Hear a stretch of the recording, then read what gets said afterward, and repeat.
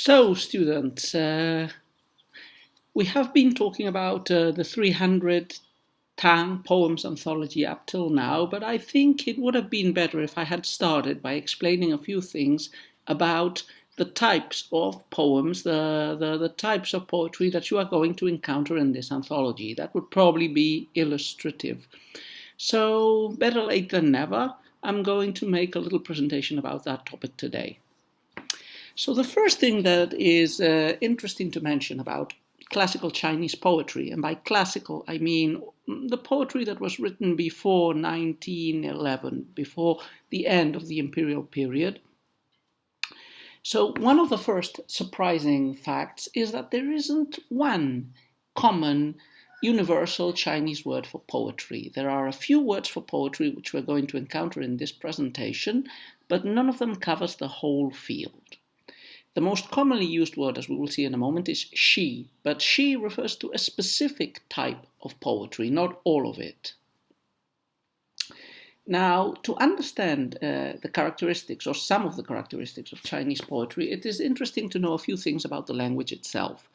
Now, Chinese is generally a monosyllabic language, that is to say, each word generally corresponds to one syllable in Chinese. Not always, not exclusively, but in most cases. Other things that are interesting to poetry, and that we will probably comment when we talk about each poem separately, is that it's not typical, especially in classical Chinese, to mark subjects. Subject pronouns are hardly used anyway in ancient Chinese. Verbs don't generally indicate tense or number. So it's a very vague, in some aspects, but in other aspects, evocative type of speech that is created by the Chinese classical language. So this monosyllabic character of most words has a correlate in the writing system. So the basic unit for writing is a character. Now, characters are usually words in themselves. Then they're not always words. Sometimes you need more than one character for a word, in fact, quite commonly.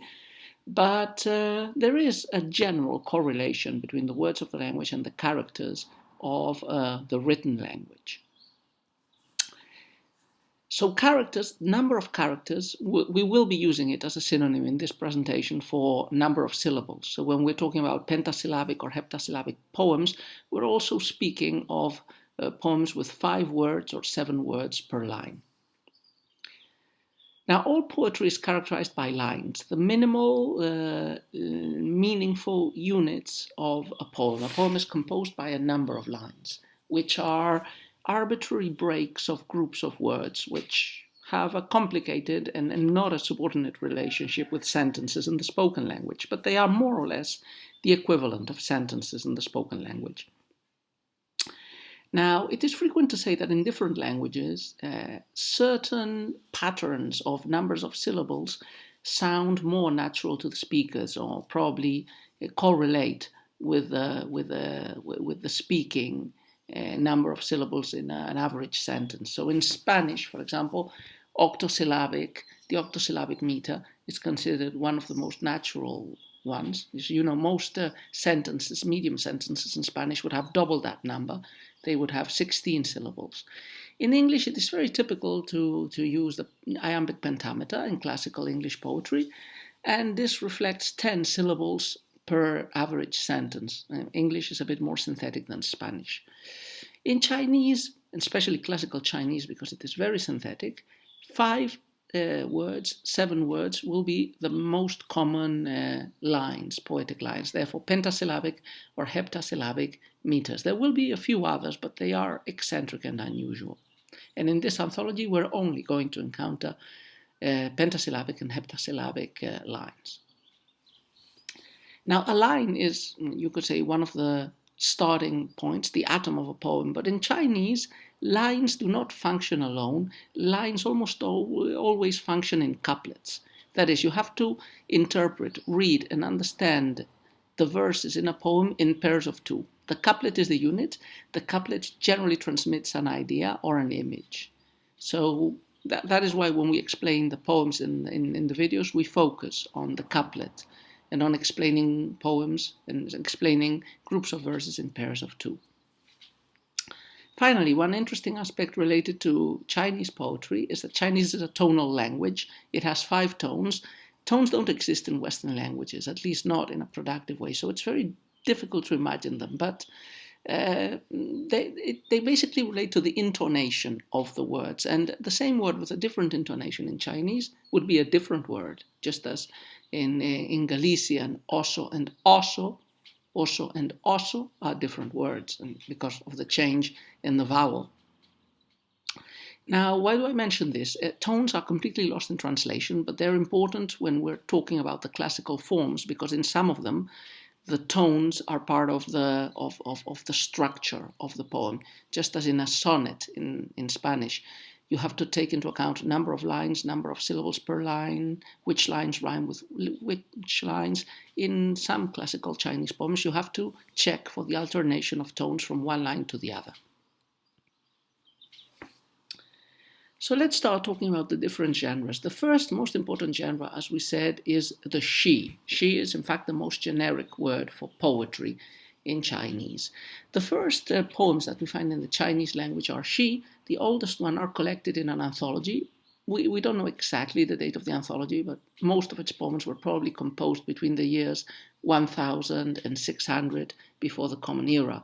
This anthology is called the Shi Jing, which is generally translated as the Classic of Odes, and it's one of the sacred texts of the Confucian tradition, and one of the texts that the scholar officials in China had to memorize and study for the official examinations. Now, the Shi Jing, very, very old poetry, even as early as the beginning of the imperial period. The language of this anthology was difficult to understand for most of its readers. And they are tetrasyllabic poems. Yeah? So each line has 4 words. And it gets even more synthetic than that, because it's very frequent for the beginning words of a poem of the Shi Jing to be read duplicatives. That is, they repeat the same word. Things like bright, bright, sun, sky, for example. Very bright, the sun and the sky, things like that. So the Shi Jing is the oldest tradition. It synthesizes and anthologizes the poetic traditions of the Western Zhou dynasty and of the Eastern Zhou dynasty, so covering the period from, as I said, about 1000 before Christ to about 200 before Christ. And after that, even though some poems were written in the tetrasyllabic mode, this was clearly an archaicizing tendency. So this type of Shi was read and respected, but it wasn't really imitated or continued in the imperial period. So the first imperial dynasty that lasts long is the Han dynasty. It covers the years. It has 2 periods, the Western Han and the Eastern Han, and it goes from 200 before Christ to 200 after Christ. And here is when we get the next important development in the Shi form, with poems that will appear in that format in the anthology that we're talking about. So this will be what are called the Gushi, or old-style poems. These poems started to be created at the end of the Eastern Han dynasty, as far as we know of. So around the year 150 to 200 of the Common Era. The oldest of these old type poems are the so-called 19 old poems. This is a very small anthology of 19 poems that would become a model in form and in subject matter for the Gushi tradition. So you could say they are the quintessential old-style poems, and they would be imitated in all the periods after them, as I say, in both form and subject matter. They were pentasyllabic for the most part, but we will soon also see heptasyllabic Gushi. The Gushi was cultivated during a long period of time. As I said, it appeared in the very late Han dynasty, and it flourished in the period of disunion, which goes from 200 to about 600 of the Common Era. In the beginning of this period, in the Jianan era, many poets started writing pentasyllabic poems. They polished the form and they made it acceptable for the scholar officials. But all through this 400-year period that goes from 200 to 600, many poets wrote in this style, and it became the most common and the most prestigious type of poetry. Now, after the 600s, when the Tang dynasty comes to the fore, Shi continues to be cultivated, but a new type of Shi appears, which we'll talk about later. Gushi continues to be practiced. But Gushi remains as a simpler style. It has less regulations than the new type of Shi that the Tang Dynasty implements. So people that tend to write Gushi in the Tang Dynasty are writing it because they like the freer, less restrained, less constrained, formally type of poetry writing, and they also like to evoke and imitate poems and poetry styles of the past. So writing a Gushi generally implies both things, that you are admiring the past and imitating the past, and that you are free and unrestrained. You don't like to use the straitjacket of the new regulated poetry of the Tang. One of the most representative poets who wrote in the Gushi style was Liu Shi in the Tang Dynasty. The new type of poetry, of Shi poetry created in the Tang, is called the Jinti Shi, which means literally new poetry. Now, although there have been some experimentations with tones and with strict meters in the period of disunion, they would become codified and, you could say, canonized and massively cultivated during the Tang Dynasty, which goes from approximately 600 to 900 of the Common Era. Now, how are the Jinti Shi to be characterized? Well, metrically, like the Gushi, they tend to be pentasyllabic and heptasyllabic, but the level of formality and regulation is very strict. Rhyme patterns are established and they're very strict. Generally, you have to use the same rhyme pattern for each poem, whereas with the Gushi, you could alternate rhyme patterns between different poems. Certain number of lines is fixed as well. Tones are regulated, and parallelism, which has been practiced since the beginning in Chinese poetry, now becomes strictly codified as to what type of parallelism has to be used in the poem and where in the poem it has to be present. So this is very formal and very demanding. It requires a great deal of craftsmanship. And the greatest representative of the Jinti Shi style is Du Fu, who manages to make it a living art form, and in spite of its tendency as a genre of becoming artificial and stilted, Du Fu makes Jinti Shi that are alive. So what types of Jinti Shi are? There are basically three types. The most common one is the Liu Shi, or regulated poem. So this is the most common one, and you have an example there on the right. The Jinti Shi consists of 8 lines. They can be, each line can be pentasyllabic or heptasyllabic. All the poem has to be either pentasyllabic or heptasyllabic. And the lines that rhyme are the even ones, and there is a very strong parallelism in the 2 central couplets. So parallelism is optional in the first and in the last couplet. There are 4 couplets, as you can see, because it's 8 lines, but the 2 middle couplets have to have a very, very strict parallelism in which each character is parallel to the character in the next line in both concepts, so for example, a noun with a noun or a verb with a verb, but also in types of words. They have to be parallel as well. And of course, there is tonal alternation. So, but we aren't going to enter into that because it doesn't affect us. This creates a very square and very symmetrical poem. And as an example of this type of parallelism, you have those 2 lines that I've put up on top. Clouds, mists, go out, see dawn. Plums, willows, across river spring. So you see there is a strict parallelism. Clouds, plums, mists, willows. The verb go out, the verb go across. Sea and river, so two aspects of water. Dawn, spring, 2 aspects of time. Other types of Shi in the Jinti Shi, in the new poetry tradition that are not Liu Shi, are 6 character lines. We won't encounter any in this anthology. They're quite rare. There is the quatrain, the Jueju. That is just 2 couplets. It's 4 lines, 2 couplets. And you have an example there by Li Bai. So they're very synthetic, and usually both couplets have parallelism. And finally, we will encounter Jueju, we will encounter quatrains in this anthology. We won't encounter the last one, Pai Lu. Pai Lu is an indeterminate number of lines, more than 8, yeah? Generally in couplets, so it has to be an even number of lines. But Pai Lu can go on from as little as 10 lines to as much as hundreds of them. Okay, so this is the first great genre or type of Chinese poetry, the Shi. Now, there is another one that also appears a lot in this anthology. They're the 2 that appear in this anthology, really, which is the Juefu. Now, the Juefu appeared during the Han Dynasty, So it's more recent than the Shi, although you could say that it is contemporaneous with the old type Shi, the Gushi. So the Juefu appear in the Han Dynasty, approximately about the year 150, 140 BC. And they are a very popular genre during all the Han Dynasty, and they continue being quite popular during the period of disunion. The name of this type of poetry, Juefu, comes from an institution. Juefu means literally the music bureau, because around the year 140 before Christ, Emperor Han Wudi created this institution. He created a bureau for collecting poems and composing poems and music for the imperial ceremonies and rituals. So a lot of the Juefu poems, especially the oldest ones from the Western Han Dynasty, are ritualistic poems that were meant to be accompanied with music for great state ceremonies, rituals, sacrifices to the gods, and so on and so forth.